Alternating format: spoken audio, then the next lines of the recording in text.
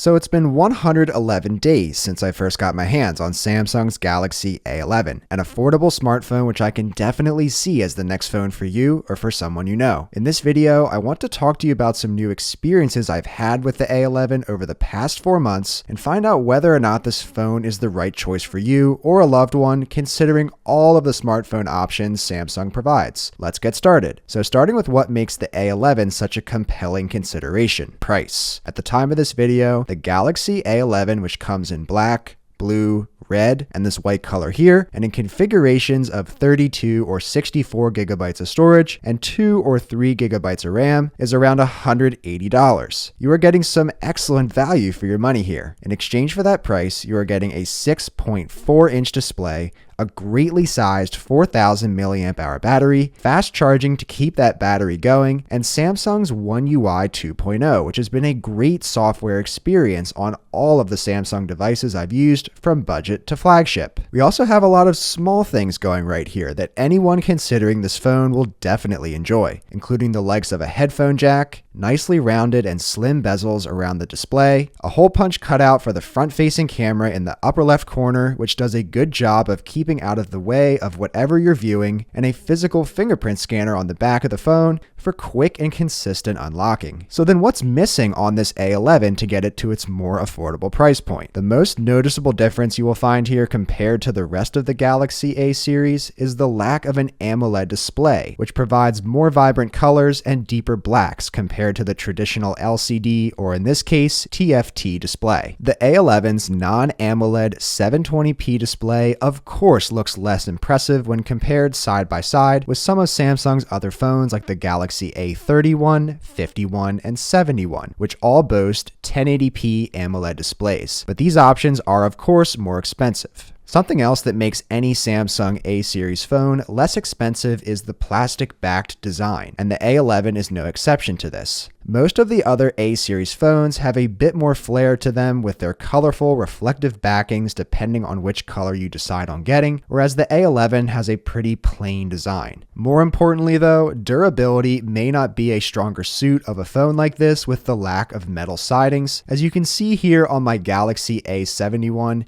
getting a decent dent on one of its corners after a drop on the sidewalk by my clumsy self. With that said, I would highly recommend getting a case for any of these phones should you decide to get one. Another important compromise worth mentioning is the lack of official certification of water and dust resistance. But in my personal experience, and after hearing from many of you, the viewers' experiences, your phone will be okay as long as it's not dropped in the sink, toilet, or a body of water. I have gotten caught in the rain many times with this A11, and I haven't seen any compromises to the device as a result. Compromises aside, there are a few great things going for the A11 which I have thoroughly enjoyed over the past 4 months. The first and foremost being the 6.4-inch display. It may not be the highest resolution and have the most vibrant colors like other Samsung phones, but in day-to-day use it has been an enjoyable experience, and what really stood out to me is that the A11's display gets quite bright, with the display being viewable even in direct sunlight. More importantly than that though,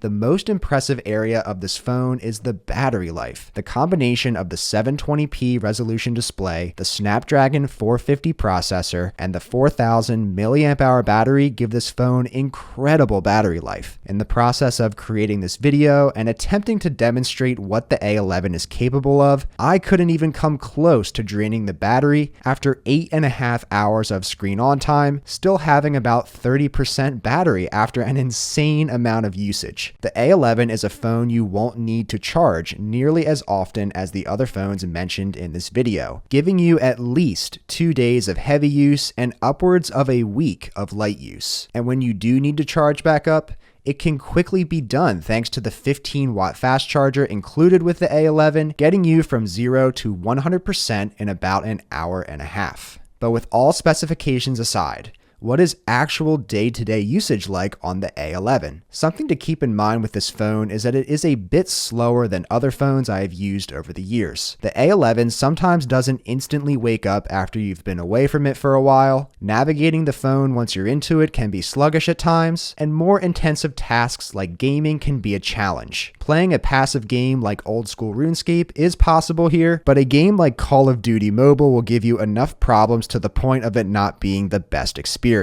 The camera quality is just okay. Nothing spectacular here, but it will get the job done if you're in a pinch for a quick photo or video. And the single bottom firing speaker certainly doesn't get as loud as some of the more expensive phones mentioned in this video. Have a lot to offer to potential users at a much more manageable price. In this head-to-head video, we are going to see which of these phones stack. But again, it gets the job done for social media and watching YouTube videos. Phone calls are great with a loud earpiece and good microphone so that you and the caller on the other end can hear each other clearly. No matter how you use the A11 though, the rounded design and feel of the phone in your hand is excellent.